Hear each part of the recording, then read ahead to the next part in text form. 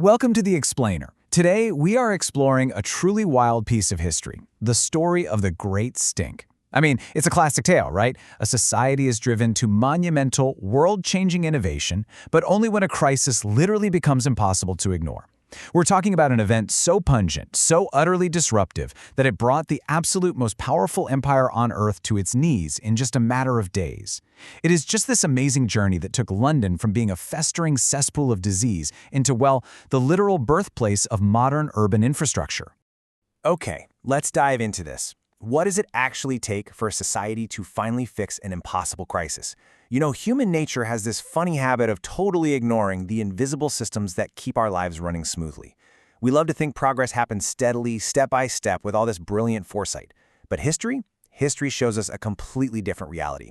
Sometimes progress actually demands an absolute catastrophe, a problem so deeply unpleasant, so physically inescapable, that the powers that be literally have no choice but to throw endless resources at a solution. To really wrap our heads around the scale of this impending disaster, we have to look at one staggering number: 2 million. 2 million people. By the 1850s, London was the undisputed epicenter of the entire British Empire, and it was packed with over 2 million residents. It was this bustling, chaotic, rapidly expanding metropolis that was basically driving global industry. Imagine streets just absolutely choked with horse-drawn carriages, street vendors, and endless waves of folks pouring in for factory jobs. The sheer density of humanity packed into this one urban space was literally unprecedented in modern history. But here's the catch. Despite all the wealth and the majesty of this massive empire, there was a grim, foundational reality at play. This powerful global epicenter was running entirely on Middle Ages plumbing. No, seriously. We're talking about a highly modern, industrial population managing their daily waste exactly like they did centuries earlier.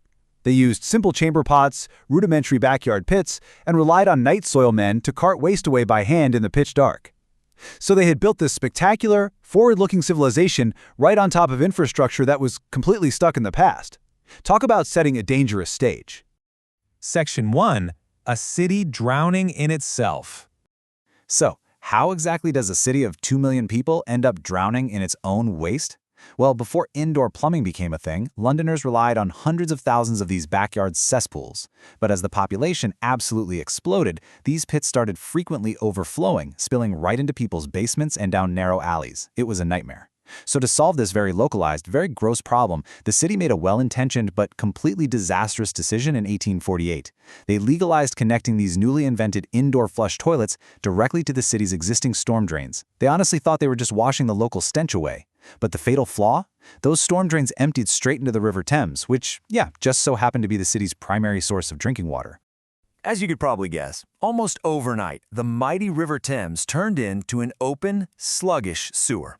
Picture this: hundreds of tons of untreated human waste, toxic industrial runoff from all the new factories, and rotting slaughterhouse refuse, all just sloshing back and forth with the tide right through the dead center of town. At low tide, the riverbanks were literally coated in a thick, fermenting brown sludge. It was an absolute visual and environmental horror show, and it was rapidly becoming completely impossible to ignore. Let's move to our next chapter and see how this builds. Section 2. The Summer of the Stink. The whole situation finally reached a dramatic breaking point in June of 1858. A severe heat wave struck London. Temperatures skyrocketed, and that vile, sludgy mixture stewing in the Thames literally began to bake in the blazing summer sun. A suffocating stench rose off the water and blanketed the entire city. But here is the thing. The public wasn't just disgusted by the smell. They were in a state of absolute sheer panic, all because of a prevailing medical belief at the time called miasma. Miasma was the fear that foul, putrid air itself was the direct cause of deadly diseases. And since cholera was already ravaging the city in terrifying recurring waves, killing thousands, Londoners honestly believed that just taking a breath of this intensified, awful stench was a guaranteed death sentence. The stench was so violently overpowering that it paralyzed everyday life. It caused this crazy cascade of systemic failures. First off, Parliament, which sat right on the banks of the Thames, was brought to a complete standstill. The smell poured through the windows of the newly built Palace of Westminster. Lawmakers literally had to soak heavy curtains in chloride of lime just to mask the odor enough so they could think.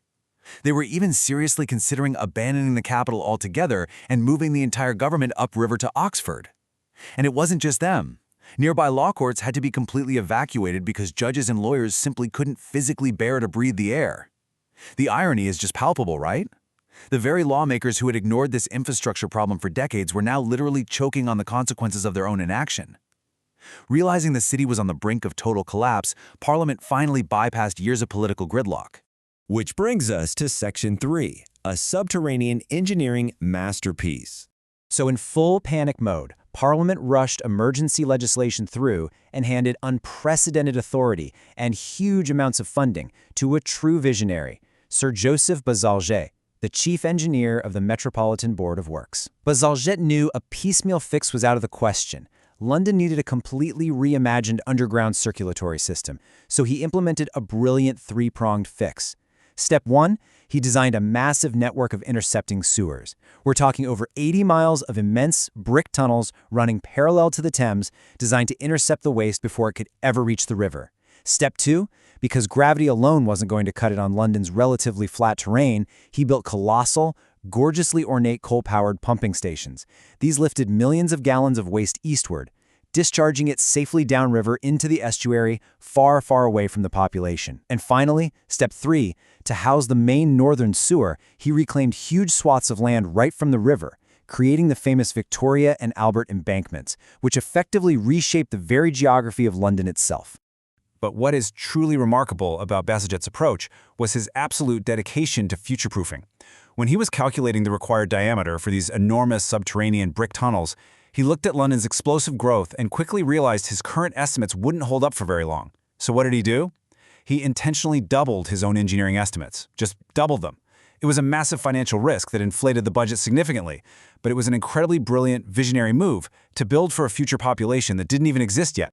Naturally, critics at the time completely balked at the astronomical cost. They called his massive, oversized designs extravagant and wasteful. But Bazalgette, he simply brushed them off, famously stating, "It is only the first generation that will be slow to appreciate the value of such works." Total mic drop, right? He knew exactly how vital this over-engineered infrastructure would be for centuries to come, and he absolutely refused to compromise the future safety of the city just to score some short-term savings. And that perfectly sets up Section 4, the legacy of hidden infrastructure. This unglamorous, totally hidden underground network fundamentally birthed modern urban public health as we know it. And honestly, the speed of this historical transformation is absolutely staggering when you map it out. We go from that disastrous, albeit well-meaning, policy of 1848 that routed everything into the river to the literal breaking point just 10 years later, during the stifling summer of 1858. And then, spurred entirely by that inescapable choking crisis, Bazalgette's monumental sewer network was funded, engineered, and successfully completed throughout the 1860s and 1870s. So the crucial point is that the immediate miraculous results of this work literally cannot be overstated. The foul stench completely vanished from the River Thames, meaning the city could finally actually breathe again. But even more importantly, the horrific cholera epidemics that had terrorized London for decades were brought to a sudden, permanent halt. Urban public health skyrocketed on a scale the world had never seen before.